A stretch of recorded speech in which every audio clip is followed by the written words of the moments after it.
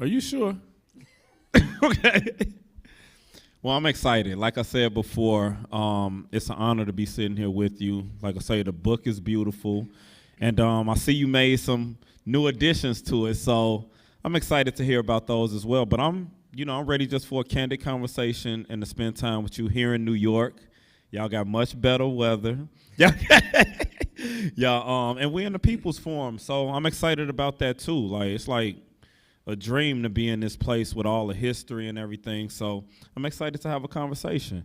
Want to tell us a little bit about your book, how you doing? Tell us something, man. All right.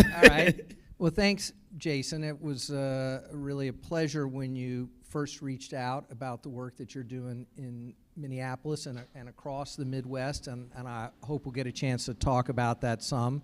So there is a new edition of the book that adds a substantial amount of new material that is, reflects on what we've been through the last several years. The book originally came out in the fall of 2017, so well before the George Floyd tragedy and the uprising that stemmed from that. And we've all learned a lot during that period.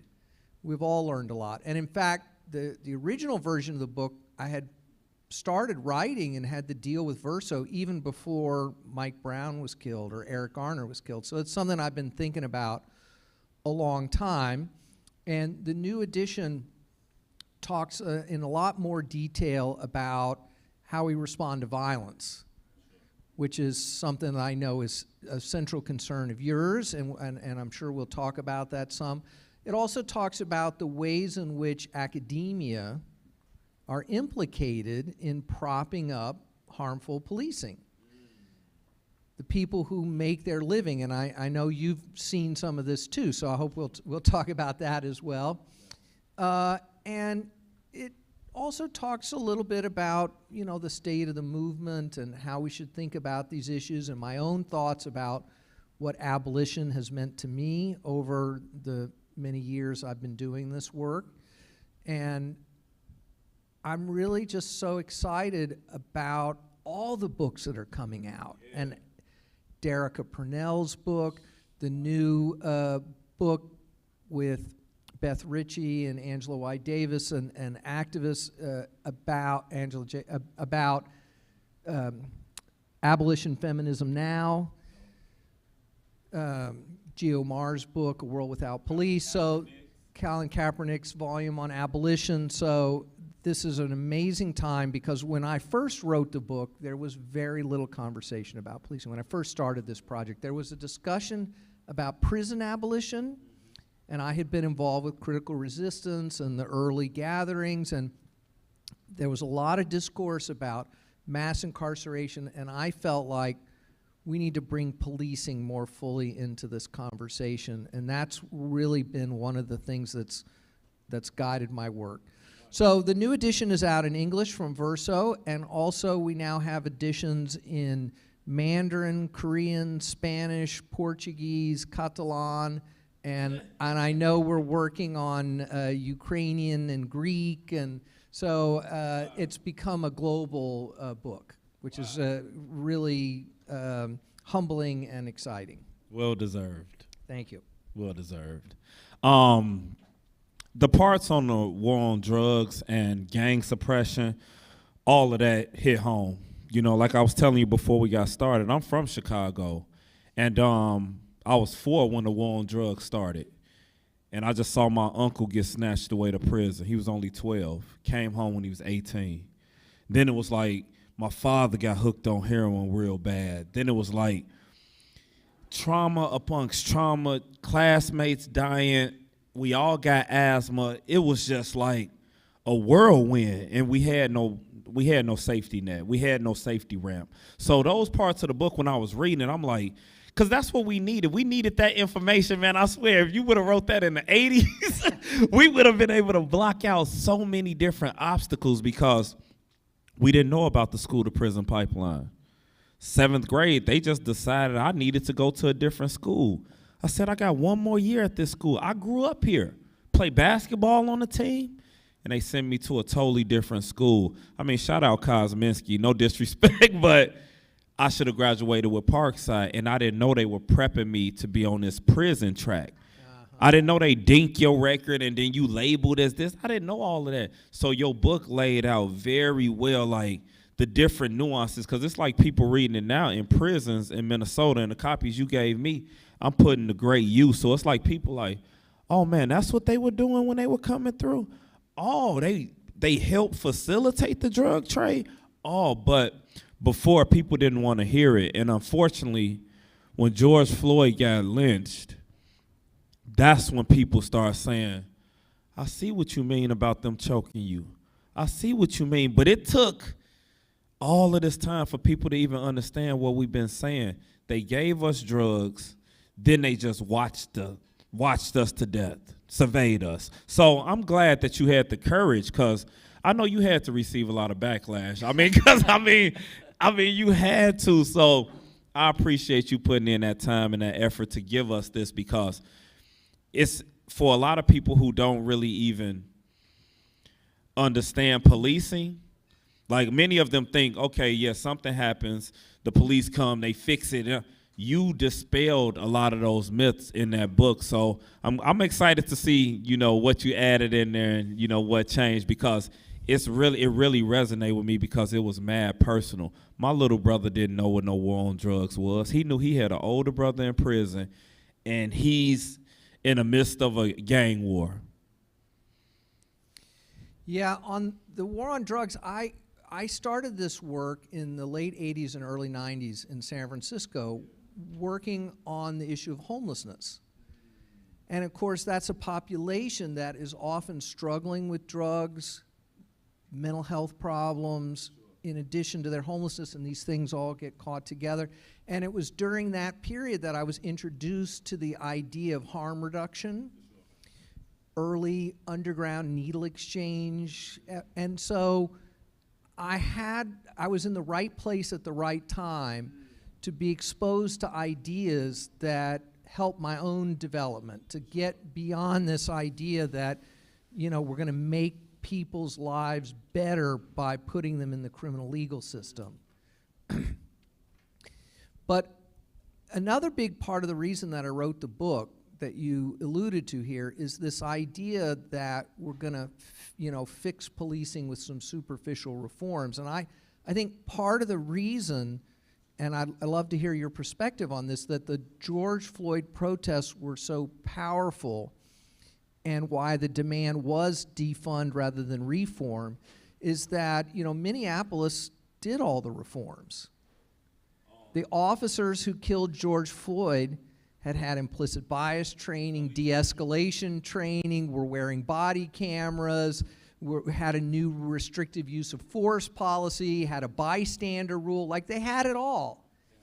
And I know you've watched this army of professional police reformers traipse into Minneapolis after each tragedy to tell everyone it's going to be okay when it isn't. Absolutely. And that's the frustrating part, because, I myself, I'm formerly incarcerated. I went to prison for a gun. I went to prison for drugs.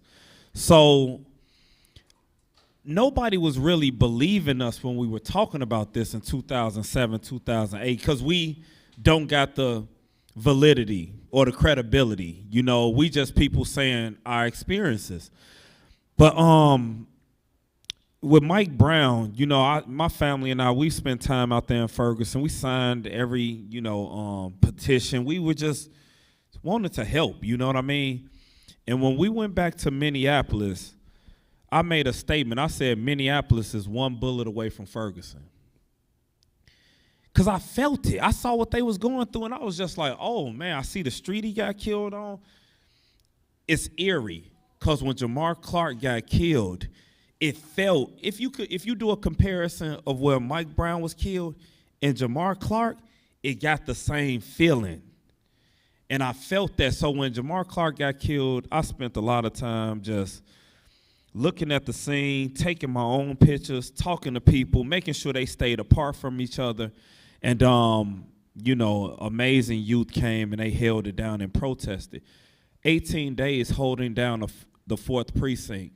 and I wrote an article just exposing the 5 lies of the DA, because they said the police did no harm.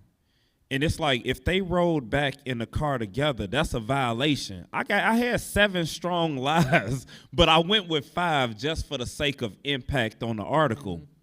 And we held it down 18 days, went through, all of the motions. Everybody flew in. I mean, it was New York professors flew in. It was Bureau of Justice Statistics. Everybody was there. Everybody was there. It was just like, oh, okay, y'all watching now? Y'all see what's going on?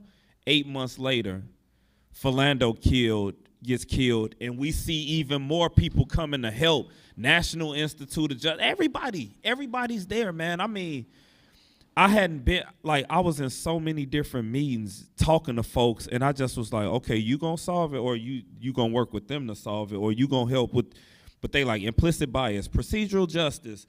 What was the other one they had? They had 3 of them that they were selling everybody on. Maybe crisis intervention. Community policing is always in the mix, and I should have brought it with me, man, because I mean, it was so many different.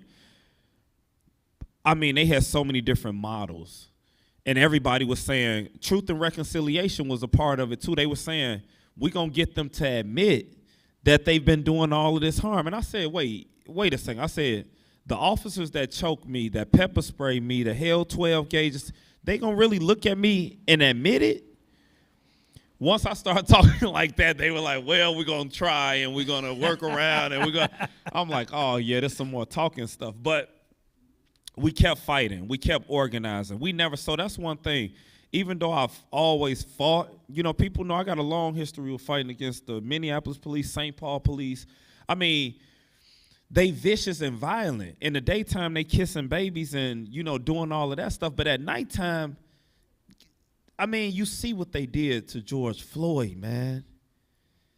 You saw it. So we just, at that point when George Floyd got killed, and then, like I said, there was many other people that got killed along the way. Billy Hughes was killed by the St. Paul police. It's so many. Jaffer Smith. It's too many for me really to name.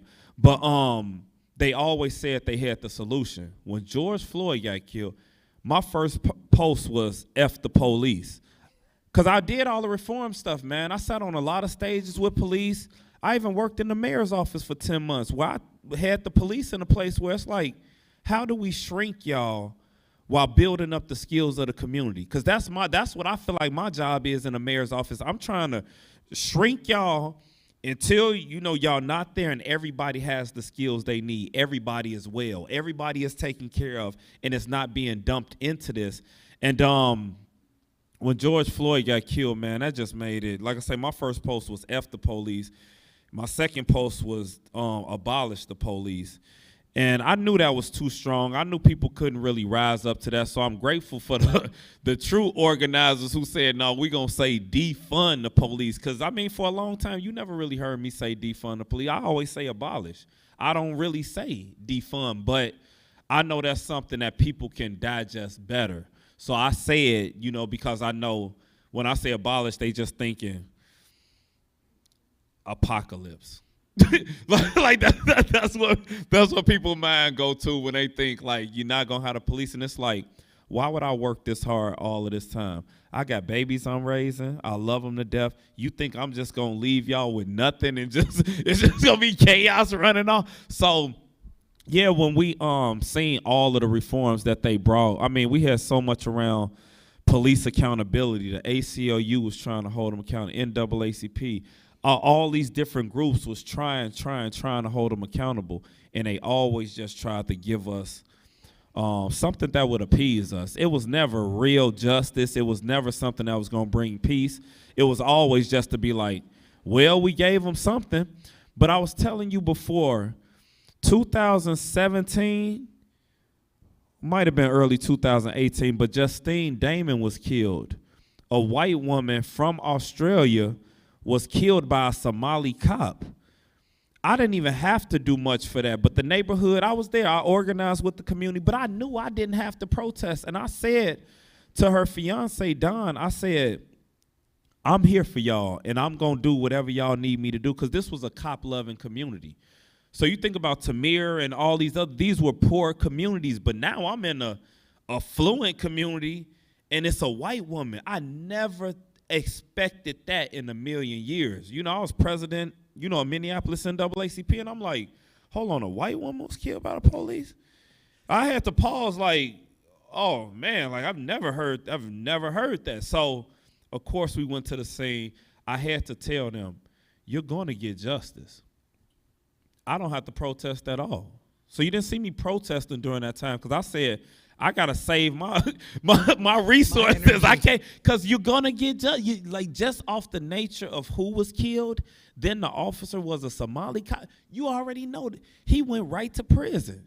Police union didn't back him. So I had a chance to see some things. And may she rest in peace, and everybody else who's been killed by police, rest in peace. But it was like I had a moment to actually see, like, it was swift, what people consider swift justice. It made people feel like you could hold police accountable.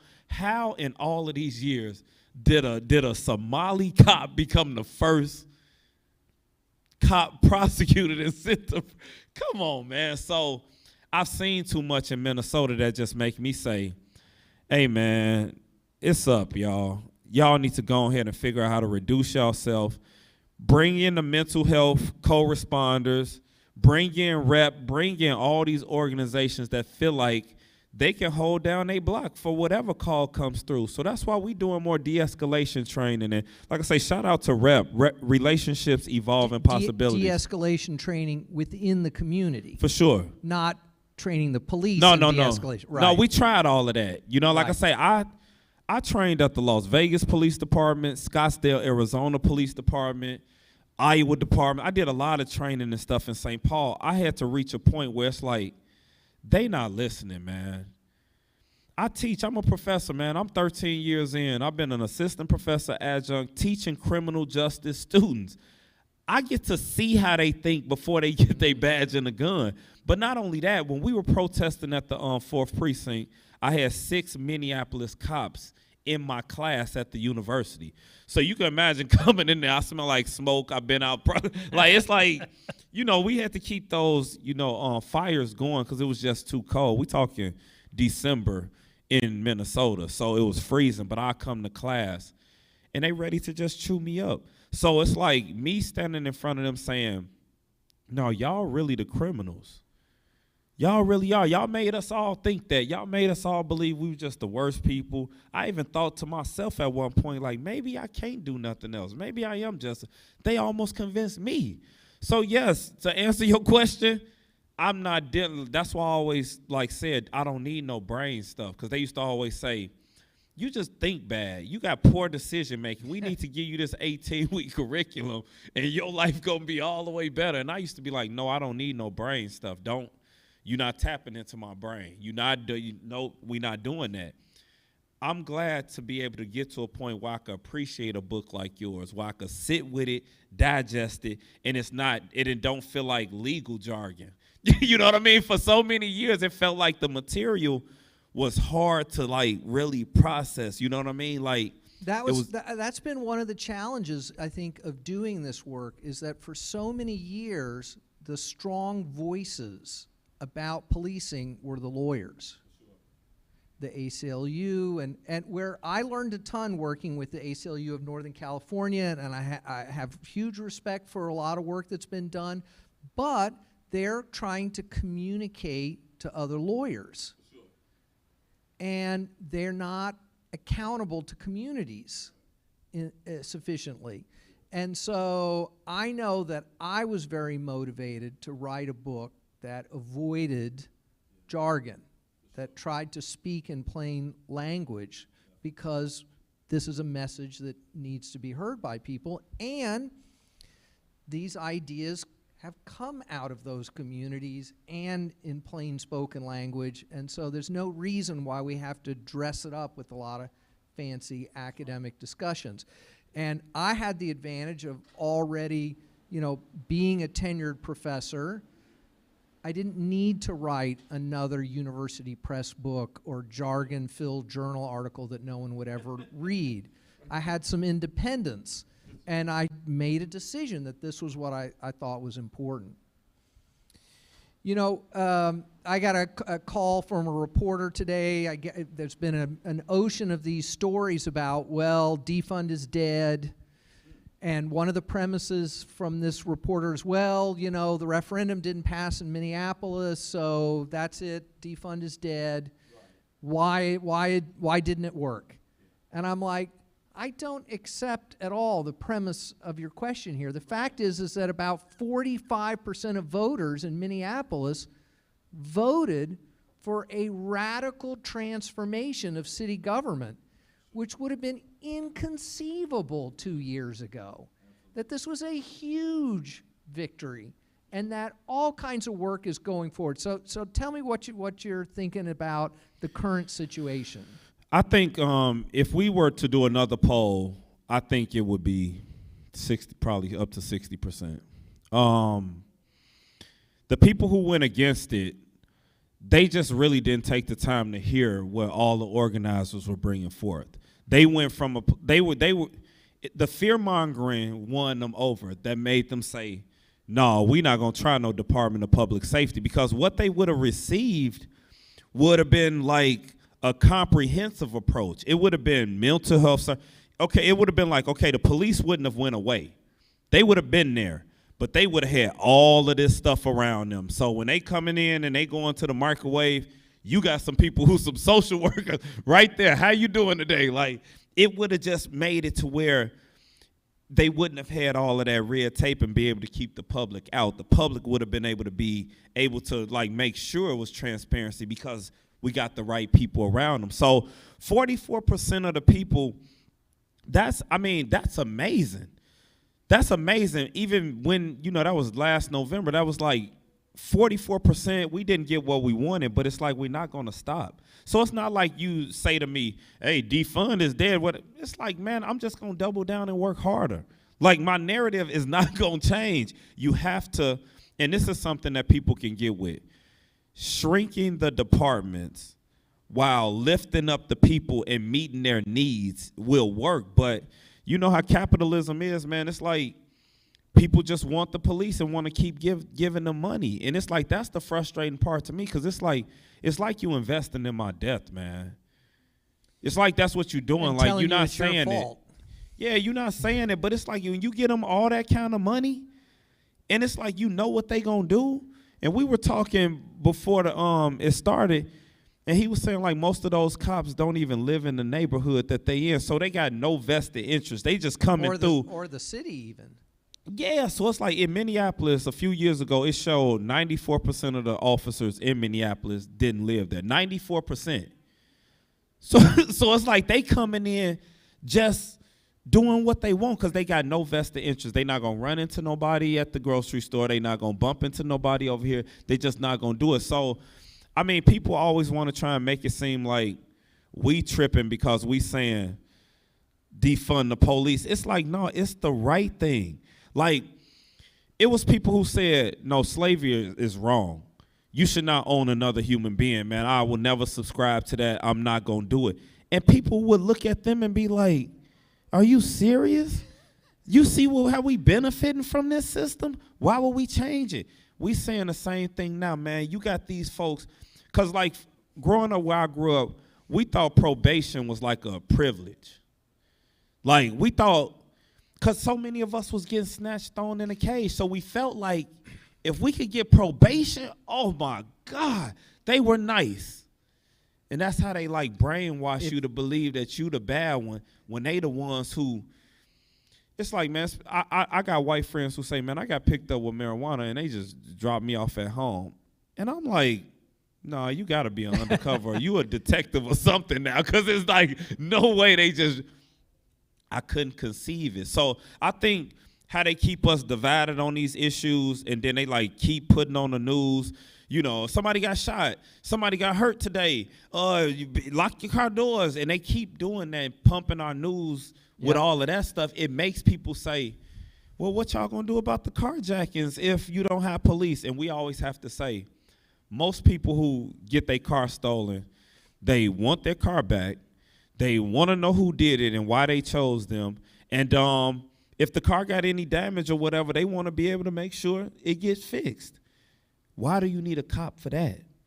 So I think we making it clear to folks, yeah, we're going to hold police accountable, but we're going to build our own solutions. So that's what I got more energy around. It's like, no, we creating ways to where we can show up anywhere in the Twin Cities within 15 minutes. We can't handle active violence yet, but relationships, evolving possibilities, in about 7-8 years, we might be able to handle active violence. So if we start having a loving approach where you call us and say, my neighbor's got loud music, I think it's going to get violent over there, we can show up and say, hey, okay, party over here. Okay. Can you cut it down a little bit?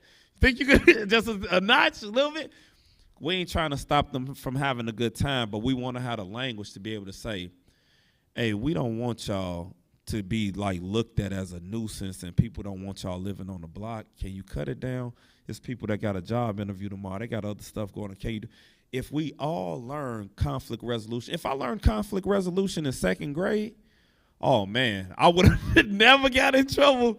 3rd grade, 4th grade, I needed to know how to talk about it. So what you're seeing in Minneapolis is hope.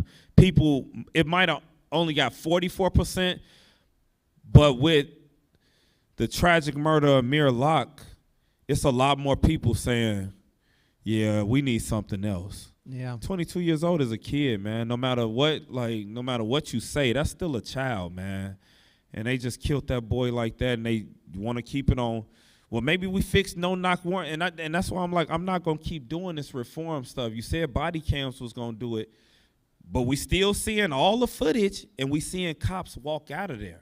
So I'm grateful that we able to get what people in the community feel like is justice, you know, for like Chauvin and folks like that. But I want us to figure out, how do we give consequences when harm is caused? How do we talk through it? What does transformative justice look like? Because I told you before we got started, I got shot. I was a victim in that moment, and I was in active violence. We talked through that stuff over years, and we had bad feelings about each other years after. But we kept coming back and saying, man, you know, I ain't really feeling you today, but I'm here. You know what I mean? I'm here, and I'm trying, and I don't want to look at you as like how I looked at you 10 years ago. We do that work, and we share it. That's how we actually show people how to, like, love people and hold them accountable. So we mad optimistic where I'm at. So it ain't no daunting spirit in Minneapolis. It's a lot of people saying, no, we deserve better. We not paying our tax dollars to have them just keep coming through spraying us like that, or busting in doors 3 and 4 in the morning. Like, come on, man. And when people try and get me on the no-knock warrant and all of that stuff, I always say I never remember them knocking. I can't recall. You know what I mean? So it's like I can't get caught up with the reforms, because I know ultimately this got to go, and we got to work with something much different. I know that's hard for people to hear, but it is what it is. It's, as you said, it's hard for people to hear because we've all been told in the media, in our popular culture, from politicians that policing equals public safety. And to think outside that paradigm is crazy. You know, you mentioned thinking about slavery. You know, if the New York Times editors of today were around in 1860, you know, the headline would be, some people think slavery is bad, but experts agree that it's actually good for black people. Man, you know, that is their attitude, right? And so, see, we covered both sides of it, you know, but in fact, they're ridiculing one side and lifting up the other side. And this is the big challenge, right, is to have those conversations with people, those experiences with people, to be in struggle with people collectively, where we can talk about what real public safety could look like and how we could produce it. And I love that you're doing both. How do we change what the city of Minneapolis is doing? Yeah. But also, what can we do in our own community to build up these resources, these alternative ways of thinking? How do we self-organize? How do we mobilize the resources that we have now to support one another, to build skills, to build an infrastructure that's rooted in this logic of care and compassion and solidarity, for sure, rather than coercion, control, and violence that's at the heart of, you know, what Mayor Fry wants, right? Absolutely. See a problem, send the police. See a problem, put people in prison. See a problem, criminalize it. Absolutely. And this is what we're up against, is big city mayors, big city media, For sure. big foundations, mainstream academics For sure. who are committed to a politics of austerity, of Definitely. telling us why we can't have the things that would make our community better and why all we can have is more criminalization. Absolutely. Absolutely. I think it's so many people that, I don't know, people don't want to admit when they wrong. You know what I mean? So what I'm seeing is a lot of people just like doubling down on the police rhetoric because they would feel, if they start saying, yeah, you know what, I'm trying to be an abolitionist now, I'm not reforming no more, they would lose like they clout. They would lose like they connection to whatever community that they have. So people will whisper like, hey, I'm really with you on that abolition stuff, because publicly they can't. So I think it's been a lot of conversations from mayors when it's, time to vote, where they come around to like something different or say they want something different. We saw that in Minneapolis amongst council folks and a lot of different folks. But I just look around the spectrum, man. When I look in Wisconsin, I look all over. It's like cops, courts, and corrections is all bad. The whole thing is bad. So for us, we got to fight and hold that accountable. We got to challenge policies. We got to go after every part. We got to take seats. We got to do all of that stuff. And we got to just say, hey, what's the best way for me to hold you accountable if you do something messed up? And people don't like talking like that, but people around me know I talk like that. I might say, okay, if you harm me, hey, I need an apology. If you apologize, really, it don't got to go no farther than that. But a lot of people don't want to sit down and have those conversations. So I sit down with folks and say, okay, what's the best way for me to hold you accountable? Because you better not text me and hold me accountable. I don't play that stuff. You're not going to text me and just mess up my day. I read your text, and then now I'm in my head for the next 3 hours. Don't hold me accountable. But if you say, hey, I really don't like what you said last week. It really made me feel bad. I thought you was talking about me. Can we have a conversation? Because I ain't like how that went down. I've always given everybody that conversation. Like I'm saying this publicly. I've always been willing to be held accountable. You can call me. When I was president of the NAACP, people felt like I wasn't being fair. They called me in. I sat in it. It was uncomfortable. And we talked it through. And we got better. So for me, it's like if we really take that time to say, okay, if you show up for me, if I call you and I'm feeling unsafe, this is how I need you to show up. I need you to just come right in. You don't need to knock. I need you to just sit down, and just knowing that you in there will make me feel better. And now I just need to know you got my back. If I'm screaming, yelling, whatever, I just need to know that you're there. Yep. When we have those conversations, we can really be there for each other. Like we used to always say, it takes a village to raise one child. So it's like if we build that village again, we can be able to really take care of ourselves. Like we got more power than we think. We don't got to just say, I'm going to relinquish it to 911. Because it's like, if you knew their response time, you really wouldn't be dependent on them like that. Like I told one group of people, I said, do you know it takes the police 26 minutes to get here on average? So when you call 911 and you think somebody going to be there in 3 minutes and you waiting on them and you talking your stuff like, yeah, you just wait. Police on the way. They going to be here in 1 second. And then you start looking and it start getting dark. And it's like, so I think people think they getting something that they not really receiving. So it's like our job to really just share the truth. I'm not lying about any of this stuff. Like everything I'm saying is factual. When I talk to my students, I say, you come back next week. If you got something to refute what I said, I'm all ears. So I'm just grateful that people can actually say, I want something different. I want to try it. I don't know what it is. And let's just keep trying to build it. Like Miriam Kaba say, we got to do 1 million experiments. I'm taking that literally. Like we got to create a bunch of experiments to figure it out, because what's here is bad for us. I'm a black person. It's bad for my health. Police are really bad for my health. And the police boosters, when we suggest these alternatives, they're like, well, where's the peer-reviewed experimental study that proves that this is the best intervention ever possible? when they never apply that same standard to anything the police do. That's real. And you know, people make 3 mistakes when they think about using police to solve a problem. One is they grossly overestimate the ability of police to solve that problem, right? Police don't solve homelessness. They chase people around, they put a lid on things, right? Police don't solve the drug problem. They make it worse. The majority of violent crime is never even reported to the police.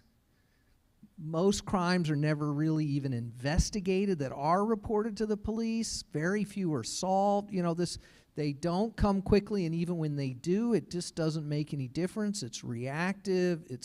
So we just grossly overestimate the effectiveness of police. The second mistake we make is that we don't calculate the costs of policing. We hear this all the time. Oh, well, we have a study that showed if we added 500 cops, it prevented 3 burglaries. So therefore, policing works. And I'm like, well, how much did it cost to prevent those 3 burglaries? Well, first, there's the financial cost, right? You could have just hired the burglars and gave them full-time jobs, and then they wouldn't be burglars anymore, right? That would be 3 jobs instead of 500 jobs. Right? Much cheaper. You could do all kinds of things with that money, right? They wanted to hire, what was it, 250 more transit police to drive the homeless folks out of the transit system. I'm like, but for that money, you could house like 1,000 people in permanent housing, you know, which would make a huge difference to everyone. But there's another cost. There's the harm that policing enacts when it's trying to fix things. As you said, policing is damaging your life. Even if you're not directly subjected to violence, the constant presence of intensive, invasive policing is bad for people's health. We have measurements of this. It is lowering the life expectancy of entire communities. It is a public health disaster. Police in the United States are responsible for 7% of all homicides in the country. In some communities, it's 10, 12, 15% of all killings are actually committed by the police. And there's an ideological cost. There's an ideological cost. When we say, oh, well, the police can fix it, what we're saying is it's a problem of moral failure, of inadequate individuals, of bad community, bad mindsets of community members, right? And that the solution is more punishment. And it sweeps under the rug the defunding of those communities, the lack of jobs, the health disparities, the discrimination. All of that becomes irrelevant when we say the problem can be fixed by police. Because they can't give you a job, they can't find you housing, they can't address your mental health problems, they just put handcuffs on you, or worse. Then the third mistake we make is that we fail to consider the alternatives. We just imagine policing equals public safety, that's the only tool available, and then when people hear you want to take away policing, they're like, what? You want to take away the only thing we've been told we can have? So that's terrifying to some people, it's understandable. So let's talk always concretely about what we could have that would be better, and constantly ask, why can't we have this? If we want to save lives from opioid overdoses, why can't we have safer consumption facilities and safe drug testing and clean needles and legal supply and all these things? Oh no, you can't have that, but we can have a war on drugs that puts those people in prison, forces them to take drugs that are untested or dangerous for them, share needles, and all the rest. So that's the 3 mistakes that we consistently make, whether it's high-paid professional academics, city mayors, or people in our own communities sometimes. They don't consider these things. All while you seeing people perish. That's the thing, and that's why it's academia, all of this money is pumped into all of these things. All the while, you keep leaving people at the bottom, trying to figure it out. Look, this is what I didn't understand. Like, mentally, they break you down. So the cops on the front end of this stuff, right? Like, they the ones who write the reports. They the ones who do the corruption. Like, we trying to bring Philip Vance home right now. He been in there 19 years for a crime he didn't commit. Like, and we got a strong case for him coming home. But it's so many of them. You know what I mean? So it's like, it ain't just the people they kill. It's some people they just traumatize the heck out of it. Then it's other people. So when you talk about the compensation part, they get well compensated, all while extracting from our communities. Every time the police used to see me, what was that, 98? They'll snatch my tent off my car, destroy my radio, just do all of this reckless stuff. And I used to just be like, hey, man, what is wrong with y'all? Like, I don't understand what's up with y'all. Like, why y'all move like this? Sometimes they'll say we do it because we can. Like, for real, they'll say this stuff like, man, I've said this before, man. They'll raid our places and take obituaries.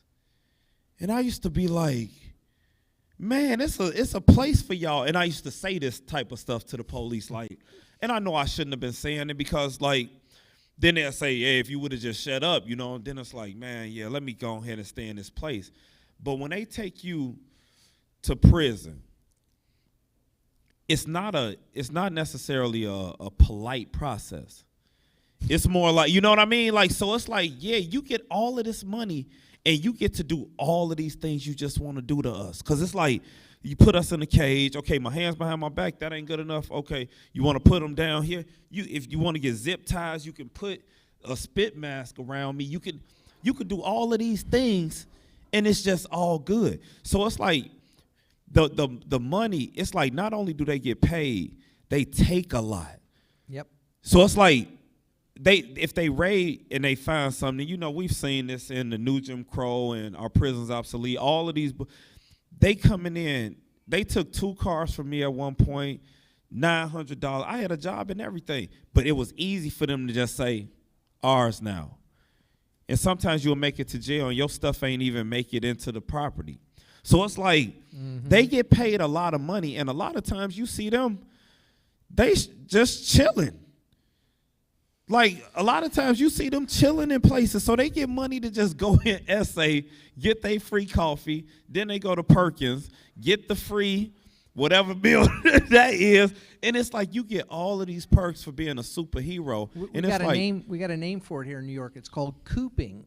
Cooping? Cooping, because the top of the police station is where guys would go to sleep, like a pigeon coop. So they called that the pigeon coop. They would go and sleep on the top floors, which had beds and stuff. What? And so now if officers on their shift go pull into a back parking lot and take a nap, they call that cooping. It's such a big problem that they have a name for it. Wow. And if you go into a police precinct in New York, in the muster room, there's a list of known cooping locations that officers are not allowed to visit. Certain coffee shops, certain dark alleyways, because there's a history of that's where cops go to get free coffee, to take a nap in the middle of their shift. Wow. That's policing. You know, policing is a culture of impunity. Sure. And we see it in everything that they do. And then they try to tell us, oh no, we'll fix that with some accountability, oversight, and training. And then I say, now who's being naive? Now who's being naive? You're going to change the culture of policing by creating a civilian review board? That's not going to change the culture of policing. The culture of policing is inherent to the mission. Absolutely. When you tell people to use violence in the lives of the most vulnerable communities, because that's the only thing they'll understand, then there's going to be abuse. There's going to be violence. There's going to be injustice.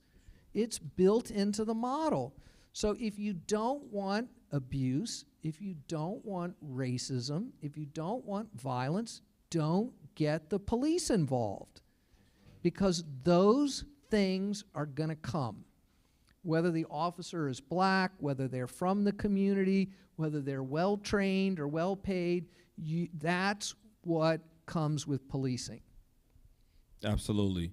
And a lot of times when I talk to, like whenever a cop shows up in Minnesota, Illinois, wherever I am, and a high-ranking cop, I always ask them, how many white supremacists you got on your force? If you can't tell me that, you don't got my best interest at heart. So it's like, we can not go any further in this conversation if you can't answer that. If you can't tell me how many, like, quote-unquote bad cops you got in there, what we talking about then? Because you definitely not going to protect my black family. You're not going to do it. So, and that's the thing, man. Like, people be like, you want to abolish the police? It's like, shit, I never been able to use them. They ain't never been a resource for me, so I ain't got it anyway. Yep. So that's like a lot of times people be like, even, my own people, other people of color be like, you really want to abolish the police? I said, how are you benefiting from the police? Like, the biggest support against the referendum, right, was in communities that don't have a big crime problem. Right. They want the police because they want them to do their thing to you. It's not about their public safety in some direct sense. There's nobody getting shot in their neighborhood, right? They want policing for you. Yeah. They want to impose that on you. And what they know about policing is what they see on television. All they see is Law and Order and CSI and right? That cops are heroes. And that's what they show you in never prison do anything wrong. That they're the solution to all our problems, right? So they're the ones who need a reality check. For sure. I mean, like I say, everything about it is violent. You know what I mean? Like, they always got all of these narcotics cops, but they don't have a lot of cops to investigate sexual assault. You can see the numbers way different, and you can see what they value. You know what I'm saying? Like they always say, man, follow the money. You see what they put their money into. They want to have all of that cops, high-speed chase, all of that stuff. And it's just like, we're at a point, man, where we just got to, like, really, you got to get rid of it, man. Like, I don't know. Like, it's always like they found a new model to look at. You know what I mean? It's always a new game being played. But at the end of the day, I know I was in prison making 12.5 cents an hour. And I couldn't even wrap my mind around that. I said 12.5 cents? I'm like, is that psychological? You know what I mean? Because I couldn't get it. I'm like, 12.5 cents, you don't even got a half a cent. So it's like, I don't understand these numbers here. It wasn't until I came home and started really reading all of the books that were being laid out where I'm like, oh, yeah, that is just slavery. For 4 months, I made 12.5 cents. It made me feel good when I made a quarter. You know what I'm saying? So when you come home and you re-enter society and you get $8, you know what I mean? They done already, and then you right back in the neighborhood. Like I said, if I go to prison for 40 months for possessing drugs, while I'm serving my time, I'm really thinking I'm going to have a second chance because they tell you, you can start over when you get out. Like, everybody says it. And I think they mean well. Like, man, you can start over when you come. Like, now you clean slate. Everybody says this, man. So when I came home and I applied for a place to stay, they like, oh, you a felon. And I'm like, yeah, but I just did the time, though. In my mind, I served the time. You caught me. I admitted it. I did the time. Didn't matter. So where do I live? Back in the hood. Who's in the hood? Cops. And I'm like, y'all put me right back where I started. Y'all did this whole game, made me think going to court, owning up to what I did was the right thing, send me to prison away from my mom, my brother growing up, my sister need my help. I'm writing letters. Can't get phone. If you get 12.5 cents an hour and the phone calls cost a whole bunch of money, you just hurting. It could be a funeral. It could be a birthday. It could be, I'm paying my debt, but when I come home, I get the new Jim Crow. Can't vote, can't do nothing. If the police stopped me on my way to work when I came home from prison, just them stopping me can violate my parole. I couldn't understand this, man. So it's like, yeah, people can say what they want and think somebody with a badge, a gun, a taser, and all of that stuff is going to really save them. But it's like, we have solutions that have worked. Like, everybody should think about, when have you seen somebody do de-escalation well?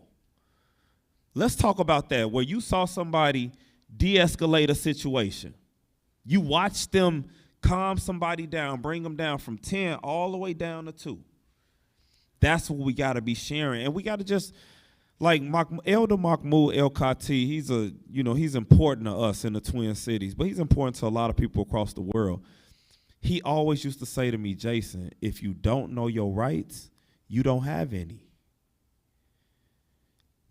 These books like yours help me understand my rights. Like I said, if I would have had some of that stuff in the 80s and 90s, it was just buried. It was just buried more, because we know people were trying to have something different before. And if we know about restorative justice and transformative justice, people can see a world without police in cages. So it's just our job to really lead them to it and welcome them in and, not judge them. Because a lot of people come to me and say, I grew up with the police. I was an explorer. I went through the program. I'm hoping to go through skills. I really want to, be a good cop. And I just always have to just be honest with them and say, how you really going to fight up against that culture without just succumbing to it and taking your kids to play with their kids, and y'all just got this blue code? How you going to, I said, man, you going to change on me. So I'm just honest about this stuff, even when people don't like it. And it just puts me at great risk, so people be worried about me a lot, but it's just like, man, they done did everything they can do to this body, man. I'm not even gonna lie to you, man. Police have done they've harmed me in so many different ways. I'm not even really worried about that no more. I just hope that they can see everybody as a human, and they can understand that their time is coming. It's up. That guy from the neighborhood who becomes a cop, as soon as that first paycheck comes, what does he do? Moves out of the neighborhood. Right? Moves into a neighborhood with other cops. For sure. Right? Out in the suburbs. That's the first thing that happens. We hear from police boosters, the reason we need police is because of the violence. That's the most important thing. And if we can show that police can help at all with the violence, then we couldn't possibly defund the police in any way. We need police because of the violence. And I'm like, but less than 5% of police resources are directed in any way, shape, or form to directly addressing violence. So what are they using the other 95% for if supposedly the reason we have to have them is because of the violence? They're writing speeding tickets out in the suburbs. Speed traps. Yeah, they're patrolling schools in nice neighborhoods sometimes, right? They're just patrolling low crime areas. They're chasing homeless people around. They're chasing kids off street corners. They're responding to mental health crises. They're not dealing with violence. They're dealing with problems of poverty to protect people with wealth and resources and political power. Absolutely. And they can't, this is the thing, they can't do what they selling everybody on. Like I said, I'm very honest about getting shot and going to the hospital and learning how to walk all over. I'm very honest about that, and I only share it because it's like that was just a terrible, terrible part of my life. But the police couldn't do anything about that. Even if they wanted to, if I'm not talking to you and we don't got no kind of relationship, how you gonna solve this? How are you going to de-escalate a situation? Man, they lying. They can't. They don't know nobody. They show up on the scene. They don't got no rapport with nobody. And that's the thing, man. All they got is a nightclub to get people to pay attention to them. Man. And threaten the violence. So it's people who say, man, we need the police for the violence. It's like you got more police than you've ever had. You got more police. You got the biggest number you've ever had, and they're still not reducing it. They can't. You got to give them people like, look, man, it's not rocket science. When I was in the hood, like I was telling people all the time, I've been saying this since I was a kid. I used to tell people, like, I'm going to figure out a way to get out the hood, and I'm going to give you the game. I used to say this at 15, and I was deep in the drug game at that time. That's all you had there. 1994 crime bill, it's because they knew they were supplying us with all those drugs. They knew, you heard it on 13th. Did we know we were lying? Did we know we were lying about the drugs? It was the Southern strategy, right? Yep. So it's like the 1994 crime bill, my mom sent me to Waterloo, Iowa, so that I didn't go deeper. Because we all, the allure of like having a car and being able to have like friends and go to parties and drive down Lakeshore Drive in Chicago, like the allure of that was like, okay, I'm going to do this, but I'm not going to do this forever. So growing up, I always said, man, I'm not going to sell drugs forever. I'm going to figure it out. I'm grateful to live long enough to learn some of this stuff, to be able to say, hey, man, I only went to college to learn my rights, man. I wasn't going because I didn't think I could get a job. I was a 3-time convicted felon, man. I didn't know I could become a professor of it. It wasn't happening. So to all the naysayers, I just say, you're going to catch up. You know what I mean? Because I'm going with this. If I let my life be based on what society felt like I should be, I'll probably still be working at the Holiday Inn making $8.95 an hour. But instead, you're doing this amazing organizing, not just in Minneapolis, but all through the Midwest. Tell me a little bit about this idea about doing abolitionist political education work all through the region. Yeah, so what was created was the Institute of Aspiring Abolitionists, because I realized a lot of people, they wanted to know more about abolition without confirming that they were an abolitionist. So they want to learn more. So I said, from Chicago to Fargo, I'm going to educate on what abolition is. I'm going to look at your book. I'm going to look at Derrica Purnell's book. Some might be a 4-week course. Some might be an 8-week course. And it's a praxis course. So while you reading, you actively looking at the jail numbers. You actively talking about community safety.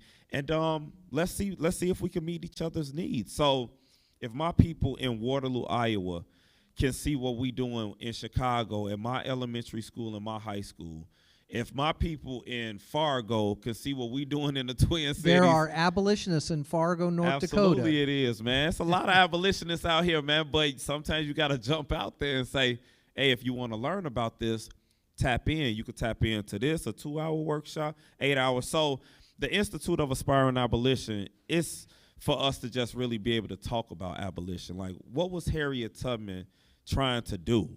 Because she definitely wasn't trying to, like, train her master. Reform slavery. She wasn't trying to give them implicit bias training. I tell you that. But it's like she had a vision. She was going for something. So it's an honor to be able to, like, co-struggle with a childhood friend for Humanize My Hoodie. It's an honor to be able to teach and talk and say what I want to say at Hamlin University. It's an honor to be able to show up the way I could show up, so I can say, hey, I'm going to be an abolitionist, and that's just what it is, knowing that people going to have to catch up to my speed. Because like Harriet Tubman, she wasn't waiting. Sojourner Truth wasn't waiting.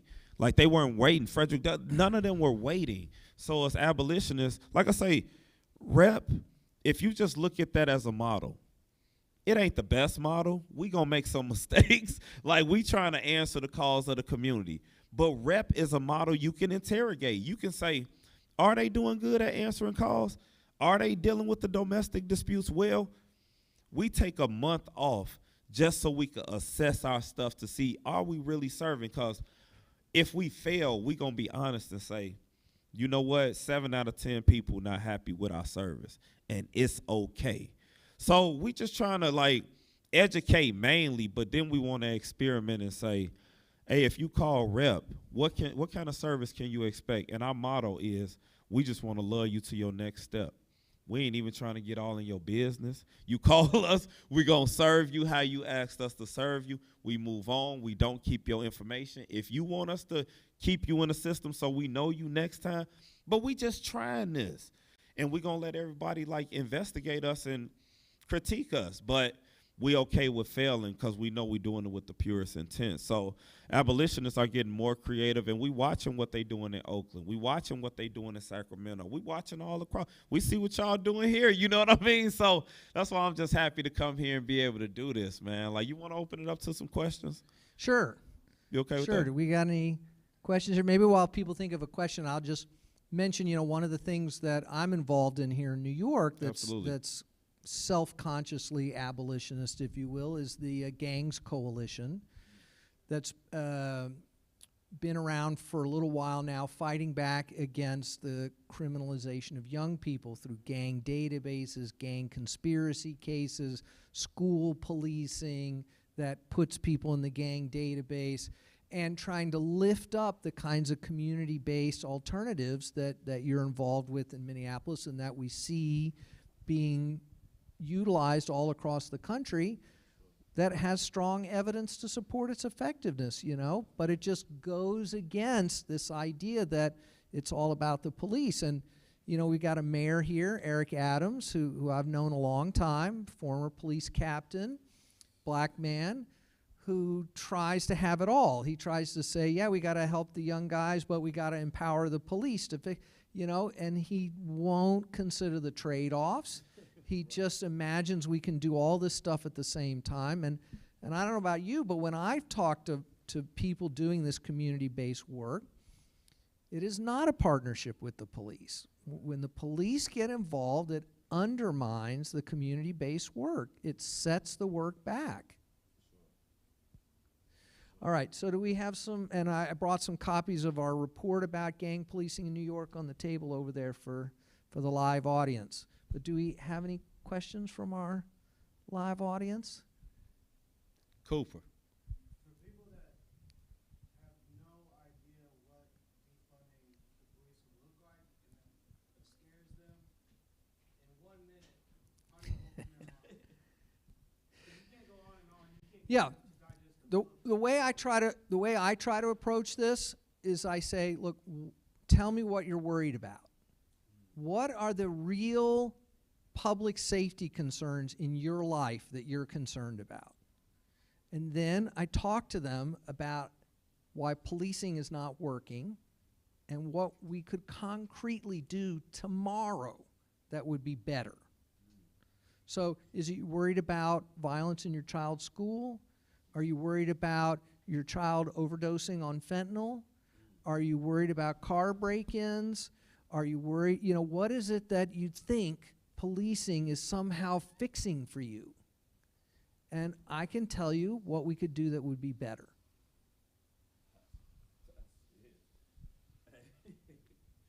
Make it real for people. It's not an abstract issue.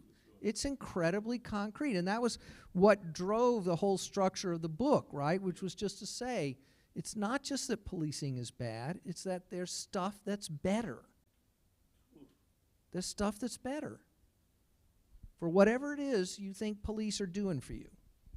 That's real. I'll just say, just to add on, like, we can create the things we really need. Like J. Cole said in the song, we got a suicide hotline, but we don't have a homicide hotline.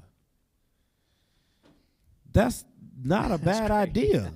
You know what I mean? Like, I don't got the capacity to, like, build it out, but if you got the capacity to build out this homicide hotline, it would make sense, because some people feel like a harm happened to them that was so deep and so painful that they need to retaliate with extreme violence. Where is that number where you know you're not going to be held criminally liable because you feeling these, like, because it ain't 311. Like, what's the number where you can actually say, hey, if I don't talk to somebody, I'm about to really. Yep. Because it's like, it's based on relationships. When we know people we know the ones who can talk us off the ledge. I know if I'm finna go snap on somebody and I actually call my wife or I call my mom, I know they gonna talk me out of it. So it's like I ain't even really even trying to do the thing. You know what I mean? Like I'm hoping. You know, I mean, sometimes I'm just like, no, man, that was just really foul, man. They need to, somebody needs to talk to them and see them and say that was too bad. But it's like, if you had a line where you can say, hey, man, that person did this to my mom. They did this to my, I really need to talk to somebody because I feel like I'm about to do something I don't want to do. It's worth building out. One of the things we know about homicide is that a huge amount of it is driven by humiliation. A feeling of humiliation. And that is something we could address. Definitely. And I agree, a hotline would be great. What we really need is resources in the community so that it's not an anonymous hotline. It's like I can call my friend down at the family support center who helped me out before in a tough time, right? We build these relationships so that they're available in a time of crisis. Yeah. I'm kind of new to abolition, so maybe this is a stupid question, but There are no stupid questions. There's some stupid answers out there, but there are no stupid questions.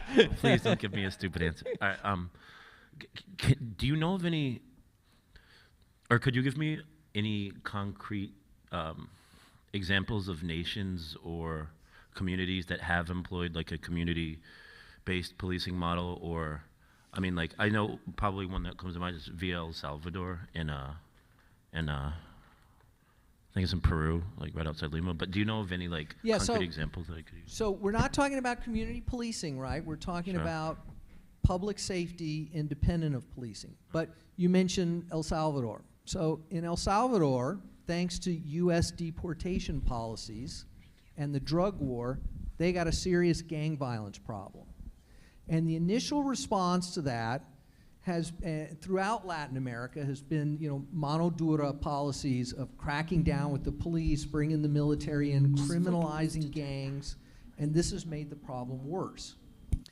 But in a number of Latin American countries that elected leftist leaders, they tried a different strategy, which was to legalize the gangs and to bring them into the political process as spokespeople for the community. They have grievances. They are angry. They lack resources. Instead of criminalizing them, why don't we engage in social inclusion? When they did that, the violence plummeted. The violence plummeted. Right? Because you're dealing with the humiliation, you're dealing with the anger. Instead, you're lifting people up. These things work, but then as soon as a right-wing government gets back in, they go right back to send the military police to go shoot everybody. Yeah. But there are lots of great examples like this. Portugal, a major European nation, has decriminalized all drugs. There are no narcotics units. No one goes to prison for drugs. It's a public health matter. And they are extremely happy with it. They cannot understand why the rest of the world is not doing this, because it has made their society a much healthier place. New Zealand has decriminalized sex work. There are no school police in Europe. They think we're insane for treating our children that way. Yeah, so we got lots of examples. Okay. Go ahead. So in 2020, I used to work for a victim services organization, right? And whenever we talked about them speaking to the press about publicly condemning the police, or just speaking about a little closer to your mouth. Speaking out about matters of police brutality and everything like that, they would say that they would really want to, but they never completely did or held police as accountable as they could, because they were always worried that the social workers that they did have working in different precincts around New York would face challenges if they spoke out about it. So how would you suggest victim services organizations who really want to speak out about the violence that police are inflicting but are afraid to because it might compromise the little gains that they did make? How would you address that? Yeah, we got social workers stationed in the precinct houses here. That's what y'all got? stationed in there like they. in the police stations. That's Oh, man, that's that's a whole- right. That's the mindset that we're up against here, right? Is that, well, okay, now we see that actually maybe some social services would help, but you can only have them if you go to the police station and they work for the police department. So my short answer to your question is that it's not possible. It's not possible to achieve the things that people want to achieve if they're part of the police apparatus. It's just not possible. Because you've just completely poisoned the potential relationships. And you've undermined the ability of the workers to do what they think really needs to be done. So I'm sorry to say this, but I just think it is a completely misguided undertaking. And social work has a lot to answer for in this, for their refusal to say no to the criminal legal system. Because that's where the jobs are, in the courts, in the police station, and all of it is suffused in a mindset of coercion and control. So we got to get out of that. We got to get back into the communities. We got to be accountable to the communities, not to the police commissioner. Man, you snapping. Go ahead, go ahead. Like, hey, just keep these questions coming. We have 2 questions from the Facebook. Yeah. One question says, can Jason talk more about rep? Great. Oh man, I could talk about rep for about 3 days straight. Rep, the core group, we all abolitionists. And Signe Harriday was the one who said, we were in the uprising and we were all taking phone calls. I mean, people calling my phone, hey, it's white supremacists. You got to think of how many white supremacists came to the Twin Cities and was just trying to destroy stuff, create a lot of, they were there to do a lot of bad things. It was a lot of formerly incarcerated people helping, a lot of the social, everybody had to help in some kind of way. You got to think, y'all saw some of that footage, man. It was going down all throughout. So Signe said, we got to block out some of this noise because some of the calls just weren't right. I mean, we'll get to the scene. It's nobody there. It was supposed to be a red van, a white supremacist and all. Signe said we got to block out this noise, so we got to invest in a tool that's, that allows us to answer calls. And it was the most brilliant thing ever. So on one hand, we got to build out the technology. The other hand is we got to build the relationships to say, hey, you can call during this time. Signe gonna answer. I'm gonna answer. And we just kept building it out. So we made a 10-year commitment at Rep that we gonna continue to co-struggle. And we supported by Family Tree Clinic. They super amazing. They our fiscal sponsor. And we just don't take no money from the government. It's like we feel like we'll be okay. We don't need no grants and government money in that capacity. So no city, state funding will come to Rep. So, and we talk to everybody. We're grateful for the relationship with Cahoots, Bay Area Transformative Justice Collective. We're talking to everybody across the country, MH1, and we just want to get better at what we're doing. So we made a 10-year commitment, and hopefully at the end of the 10 years, we have something the community can be proud of. Alex, you talked about the fact that a lot of homicides result from humiliation. Can you talk more about how we could go about addressing humiliation?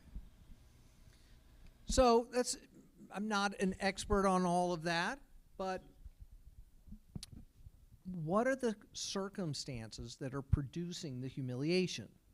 Whether we're talking about intimate partner violence, violence out on the streets, right? Why do we have people who are on a short fuse? Well, they're living in unlivable circumstances often. They're facing enormous stressors and pressure. They are poor. They are suffering the violence of poverty. They have suffered physical violence in the past that has never been addressed. They have been traumatized.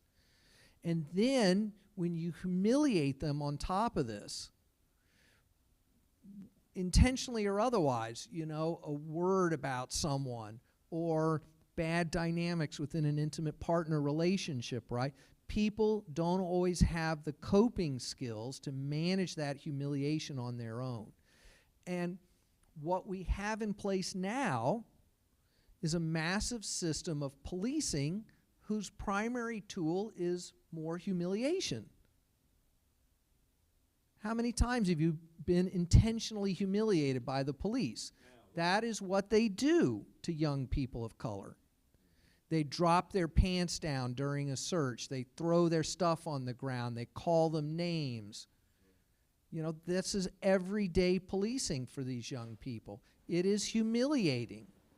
And then they take that humiliation and act it out on other people sometimes. So we've got to address the underlying circumstances that are producing all this, and then also help people have outlets for those powerful emotions other than violence. I mean, you must see this, right, when you're dealing with young people. Absolutely. It's like, you know, it's like, so a lot of this stuff is just super, super, super personal, but I don't know if y'all seen in Richfield, Minnesota, a young, beautiful man lost his life. He was a kid, another kid. He got shot at SEC, a school in Richfield, and I worked at that school for 6 years, you know, and just showed them how to handle that humiliation. Because if you already going through a lot, your body changing, you being told you gotta like stand up for yourself, you battling all of these things, your self-esteem messed up, all of these things, man, when somebody like does something like to expose all of that, man, you can go into, I know too many people who, the lifers in prison, man, like they take care of everybody, man. People don't think like this, but the lifers really in every prison really take care of the younger folks or people who serving a few years, because they looking at it from a place of, I'm not getting another shot at it. So it's like they teach the new ones, like, somebody gonna try and embarrass you. They might try and embarrass you on a basketball court. They might not give you enough food. They might do this, and this. And it's like some people, you can just see them just like get so upset that they harm somebody. Like a lot of times they remorseful after, but at the same time, it's like that one emotional decision. I know too many people, amazing people, one emotional decision. And it was just that they made me feel like this, man. They didn't have to make me. Why did they do that? And they go back and forth.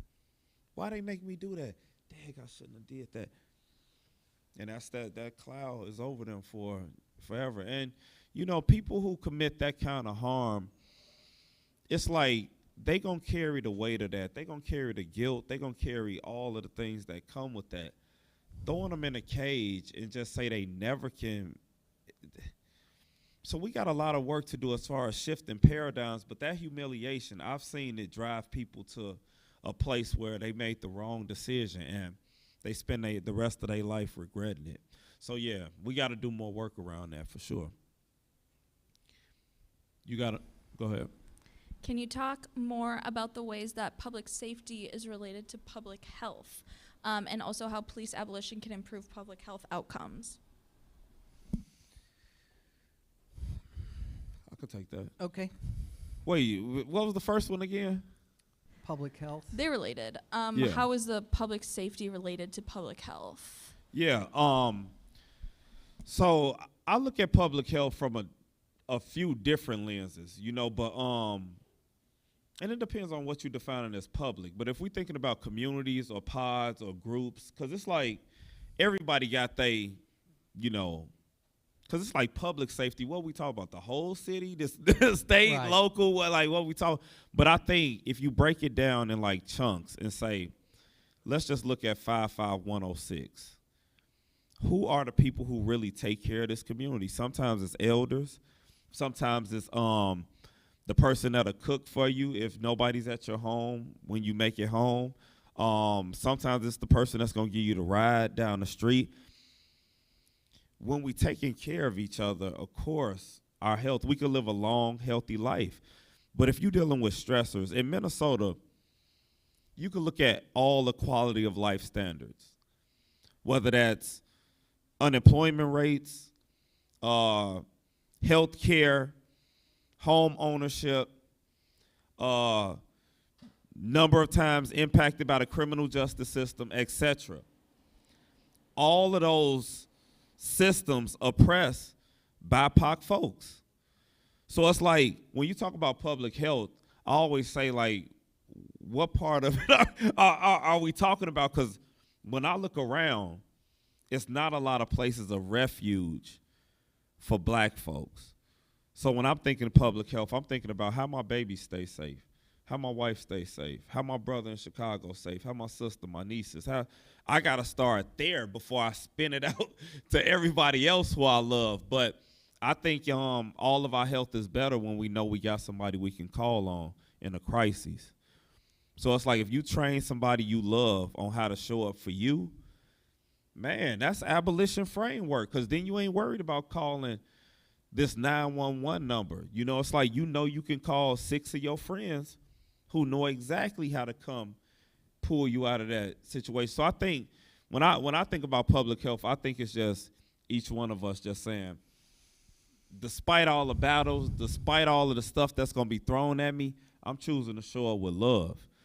Like Miriam Kaba said, as an abolitionist, she cares about 2 things: her relationships and how we address harm. That's how I'm showing up in this. I care about my relationships. I got some of the best relationships. like for real, like if we had an award for who got the best relationships, I might win that mug, because I mean, I got deep relationships. I know people from my childhood that are still my friends. I know, like, people I graduated with. And it's like, and I care about how we address harm. I done put myself in the trenches and stopped a lot of things. And people who in the community know that. So I'm just trying to multiply that out. And I think that improves health outcomes. That's beautiful. I love that. And then we can also take like a kind of macro view of this, which is to say, when we're told that policing equals public safety, what we do is we limit health outcomes to thinking about like crime reduction through violent policing. But does policing prevent the poisoning of the water supply in Flint? Does policing prevent the poisoning of rural communities in Louisiana from the oil refineries? Does policing prevent predatory lending in Harlem that drives people into homelessness? No, policing, they don't care about any of that. Do police prevent wage theft that is responsible for more money being lost to poor people than all the property crime combined? No, they don't deal with that. So when we take a public health centered approach and we think holistically about people's health, that just helps us see all the more clearly how ineffective policing is in keeping us safe, making us healthy.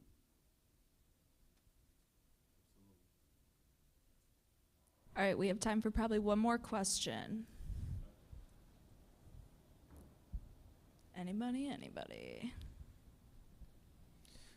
Well, Jason, I'm looking forward to coming out and seeing you now that we're doing more traveling. So I hope we can get together and maybe do something like this out in Minnesota. I managed to make a trip out there once before, and I got to see actually on the north side some of the community-based efforts to try to bring people together on a weekly basis to talk about how to stop the violence. You know, so this is something that's been going on for a long time. For sure. And we need to build on that work. We need to spread the successes around the country as model for others to learn from, not to just do it exactly the same way, right? Because we got to tailor everything to the local needs. For sure. But we also got to be learning from each other.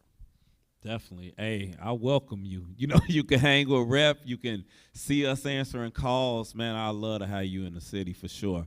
I'm just grateful you were open to doing this, man. Like, really, man. Like, this has been good for me personally, man. So just thank you for welcoming me to the People's Forum, man. Appreciate everything and thank you're y'all doing. for coming out, man. Can y'all give yourselves a round of applause, please?